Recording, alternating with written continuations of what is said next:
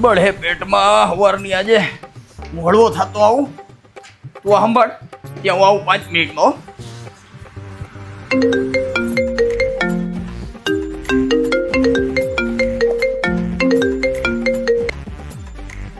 હાલો